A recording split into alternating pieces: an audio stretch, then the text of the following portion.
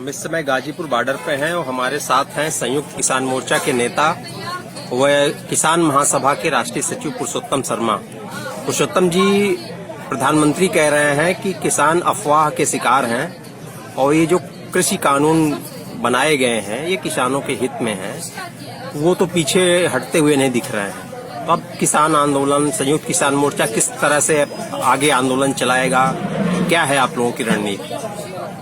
देखिए, हम जब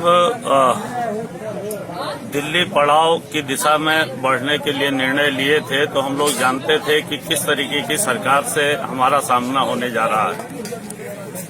और इसीलिए जो 26-27 नवंबर को जब हम लोगों ने दिल्ली चलो का नारा दिया था तो किसान संयुक्त मोर्चे ने, AIKSCC ने और हम सब संगठनों ने किसानों से ये कहा था कि आप लंबी तैयारी करके आएं। ये लड़ाई जो है लंबी हो सकती है और ये जिस तरीके की सरकार से हमारा सामना है और जिस तरीके की नीतियों के खिलाफ हम लड़ रहे हैं तो ये एक बड़ी लंबी लड़ाई का जो है मसला है। और उसी तैयारी के साथ हम किसान संगठन भी आए और इस देश का किसान भी आया। और आप देख रहे होंगे कि 2.5 महीना दिल्ली में पड़ाव डाले हो गया है। इससे पहले लगभग जो है 2 महीना पंजाब में भी सड़कों पर ही किसान थे, जबकि आंदोलन 15 जुलाई से पंजाब में शुरू हो गया था। लेकिन किसानों के चेहरे पर आप कोई शिकन नहीं देखेंगे। एक नया उत्साह रोज के रोज किसानों के अंदर बढ़ता जा रहा है और नए नए क्षेत्रों में बड़ी गोलबंदी जो है होती जा रही है। तो प्रधानमंत्री जिस बात को कह रहे हैं, इस बात को सरकार शुरू से कह रही है कि कुछ लोग जो है किसानों को भ्रमित कर रहे हैं। लेकिन ये आंदोलन और इस आंदोलन में पूरे देश भर में किसानों की व्यापक भागीदारी है। आंदोलन सिर्फ दिल्ली पड़ाव पर जितने किसान पड़े हुए हैं, यहाँ डेरा डाले हुए हैं, यही नहीं है, बल्कि पूरे देश भर में आप देखें तो तमाम राज्यों में बड़े पैमाने पर किसानों की गोलबंदी हो रही है। और संयुक्त मोर्चे की ओर से जो भी आह्वान दिल्ली से हो रहे हैं वो बहुत बड़े पैमाने पर देश में जो है लागू हो रहे हैं। वो चाहे बिहार हो, चाहे यूपी हो, चाहे राजस्थान हो, चाहे बंगाल हो, असम हो, मणिपुर हो, आप त्रिपुरा है, केरला है, तमिलनाडु है, आंध्रा है, तेलंगाना है, राजस्थान है, महाराष्ट्र है, तमाम राज्यों में, यानी कि ये पूरा देशव्यापी आंदोलन जो है किसानों का बन चुका है। और किसान ये तय कर चुके हैं कि 3 कानूनों की वापसी से कम में जो है कोई समझौता नहीं हो सकता और कोई किसान नेता इससे इधर उधर नहीं कर सकता। नहीं तो प्रधानमंत्री तो कह रहे हैं ना कि ना तो MSP खत्म होगा, ना तो जो है मंडियां खत्म होंगी। तो प्रधानमंत्री तो कह रहे हैं कि ऑप्शन है आपके पास, आप मानिए या ना मानिए, कोई आप मंडी पे बेचिए चाहे बाहर बेचिए, कुछ खत्म तो नहीं हो रहा है। तो क्या दिक्कत है? दरअसल में अफवाह और भ्रम तो प्रधानमंत्री फैला रहे हैं और ये सरकार फैला रही है। अगर आप देखेंगे तो जिस बात को प्रधानमंत्री कह रहे हैं कि MSP बनी रहेगी, तो ये तो इन्हीं की सरकार के एक कमीशन ने कह दिया था कि भाई 6% से ज्यादा फसल अभी भी MSP में नहीं बिकती है। उससे बाहर जितनी फसलें हमारी हैं वो फसलें जो हैं खुले बाजार में ही बिकती हैं, तो उसका तो कहीं रेट हमको मिलता नहीं है। दूसरी बात यह है कि जब प्रधानमंत्री इस बात को कह रहे हैं कि MSP बनी रहेगी तो MSP पर कानून लाने में प्रधानमंत्री को क्या दिक्कत है? हम ये तो नहीं कह रहे हैं कि सरकार खरीदे इसकी गारंटी उस कानून में हो। हम तो कह रहे हैं कि आप एक कानून बना दीजिए जिस कानून में ये प्रावधान हो कि MSP से नीचे जो भी फसल को खरीदेगा वो कानूनन जुर्म होगा, वो उसके लिए जो है अपराध जो है किस श्रेणी में उसको रखा जाएगा।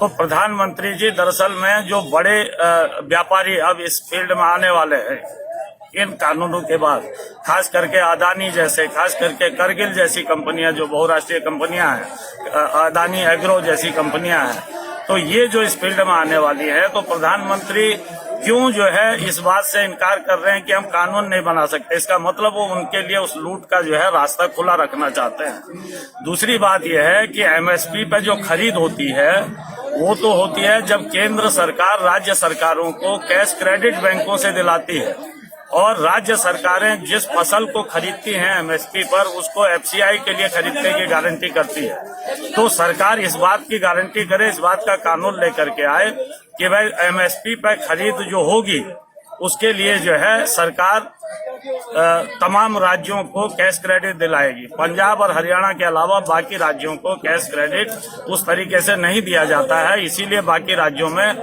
एमएसपी पर खरीद नहीं होती है।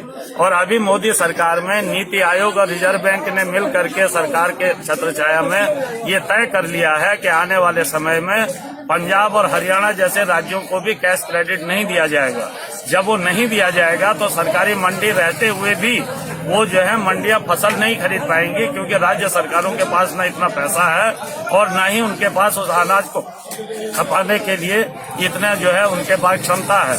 तो इसलिए जो है ये मंडियों के रहते हुए भी और एमएसपी के रहते हुए भी जिस बात को प्रधानमंत्री कह रहे हैं, न जो है मंडियों के जरिए फसल खरीदी जाएगी और न ही जो है एमएसपी जो है लोगों को मिलेगी। तो ये हम कहना चाहते हैं कि जब प्रधानमंत्री इस बात को कह रहे हैं तो प्रधानमंत्री को किसान संगठनों ने साफ कह दिया है कि आपको अगर ये कहना है कि एमएसपी लागू रहेगी तो आपको कानून बनाने में क्या हर्ज है। आप कानून बनाइए। आप क्यों पूंजीपतियों के लिए, बड़े कॉरपोरेट के लिए जो है लूट के रास्ते खुले रखना चाहते हैं, ये हम लोगों का उनसे सवाल है। एक बात और वो कह रहे हैं कि ये जो छोटे किसान हैं, सबसे ज्यादा संख्या है उनकी, वो उनके फायदे के लिए है। ये कुछ चुने हुए कुछ बड़े किसानों का मामला है जो कुछ जगहों पे हो सकता है इसका फायदा ना हो, वो कह रहे हैं। प्रधानमंत्री ने ये भी कहा कि हो सकता है कुछ लोगों को कुछ जगहों पे फायदा ना हो इसका, इस नए कानून का, लेकिन बड़े पैमाने पे किसानों का इसमें फायदा होगा। देखिए, प्रधानमंत्री फिर झूठ बोल रहे हैं। अगर आप इन कानूनों के प्रभाव को देखें तो हमारा ये मानना है कि इन कानूनों की पहली मार जो है वो गरीब किसानों, खेत मजदूरों, बटाईदारों पर पड़ने वाली है। हमारे देश के अंदर अभी 50% से ऊपर खेती जो है बटाई पर हो रही है, ठेके पर हो रही है। और ये ठेकेदार और बटाईदार जो किसान है, ये जो है गरीब किसान है, गांव का दलित है, गांव का खेत मजदूर है। ये है जब बड़ी कंपनियां कॉन्ट्रैक्ट खेती के क्षेत्र में कदम रखेंगी तो सबसे पहले इनको जमीन से बेदखल किया जाएगा, क्योंकि कंपनियां ज्यादा लालच देंगी।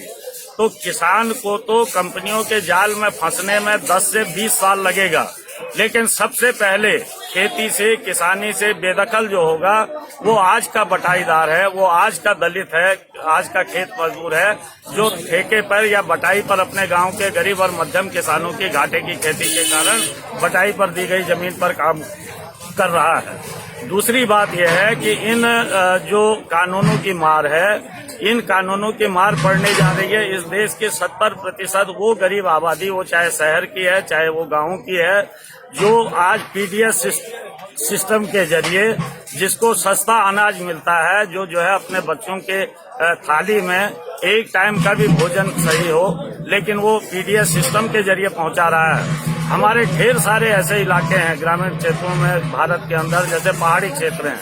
उत्तराखंड के अंदर अगर आप देखेंगे तो वहाँ के पर्वतीय क्षेत्र की कृषि को जो है पूरा जो है इन्होंने तबाह कर दिया है, बर्बाद कर दिया है सरकार की नीतियों के कारण।